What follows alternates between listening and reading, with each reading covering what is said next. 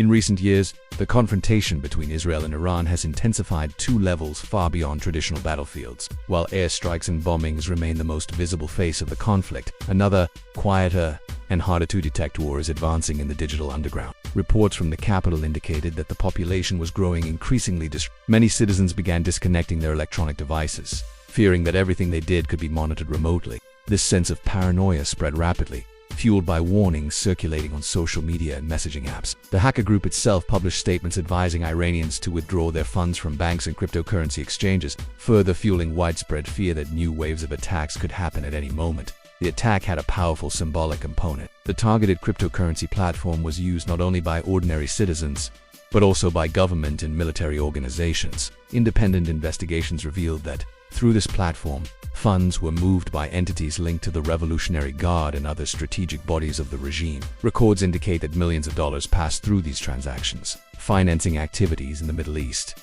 including armed groups operating in neighboring countries. Even with official statements claiming that the platform was a private company with no direct links to the government, the facts demonstrated that its role extended far beyond the ordinary financial sector. For many experts, the target was chosen precisely because of its strategic importance. Destroying trust in this tool was a way to directly undermine Iran's ability to circumvent the restrictions imposed by the international community. The impact of the attacks also generated external reactions. Israeli authorities announced new sanctions targeting Iranian financial structures, freezing millions of dollars in digital assets stored in exchanges outside Iran. This measure added even more pressure to an already weakened system. On the opposite side, hacker groups aligned with the Iranian government attempted their own offensives. They launched denial-of-service attacks against Israeli government websites and organized phishing campaigns to try to compromise the devices of Israeli authorities. However, according to agencies specialized in cyber defense, these counterattacks were not significantly successful and did not cause relevant damage. For the Iranian people, the practical consequences were severe. In addition to the temporary suspension of various banking services, there were reports of retired military personnel who did not receive payments and ATMs that remained inoperative for days.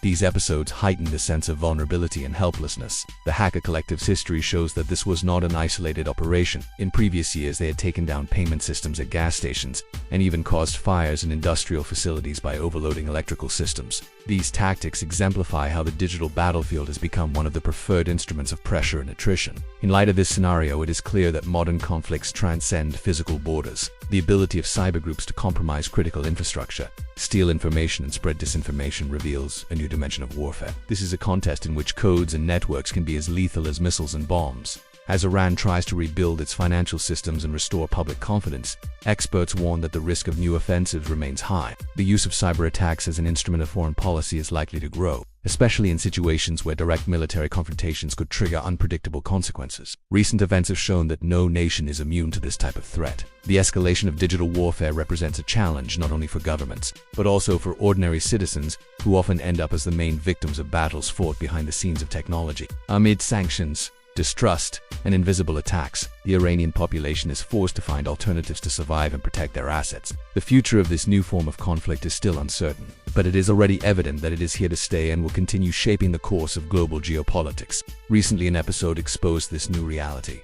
A series of devastating cyber attacks that struck at the financial heart of Iran. The group responsible for the attacks became known as Predatory Sparrow, a collective of hackers that, according to various analyses, has connections to Israeli interests. Although there is no official confirmation of a direct link to the Israeli government, many experts point out that the sophistication of the operations and the strategic choice of targets reveal the involvement of a state actor behind the actions. The group's main objective was to sabotage crucial financial structures used by the Iranian regime to circumvent the harsh sanctions imposed by Western countries. For years, these sanctions have hindered Iran's economic operations, restricting its ability to access global markets and conduct international transactions. In this context, state-owned banks and cryptocurrency platforms have become essential tools for maintaining the flow of resources.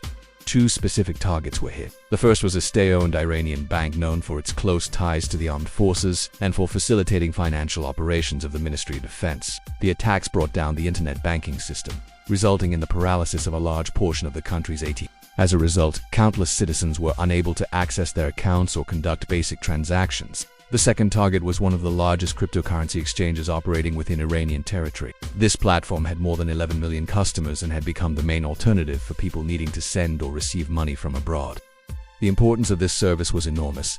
especially in a context of financial isolation and uncontrolled inflation, which had already surpassed 40% per year. Many Iranians relied on the possibility of converting the local currency into stable crypto, such as Tether, pegged to the dollar, to try to protect their assets from devaluation. The attack on the cryptocurrency service was particularly meticulous. The attackers managed to extract hundreds of millions of dollars, forcing the company to completely suspend its operations. In addition to the theft, the hackers destroyed part of the stolen assets by sending them to inaccessible digital wallets. The addresses of these wallets contained offensive messages directed at Iranian military authorities, demonstrating the political nature of the offensive. The consequences for the population were immediate. With the platform offline, many were left without alternatives to transfer or receive funds. The impact was felt most acutely by families who depended on international remittances. The flow of resources, which helped keep the Iranian economy functioning even under adverse conditions, was drastically interrupted. In response, the Iranian government adopted radical measures to try to contain the panic and strengthen cybersecurity. Among the restrictions was the blocking of numerous foreign websites and the prohibition of imported cell phones and messaging platforms deemed vulnerable to espionage. Restrictions were also imposed on the use of foreign-branded laptops and smartwatches by public employees and military personnel. Behind the scenes, however, there was a climate of deep unease.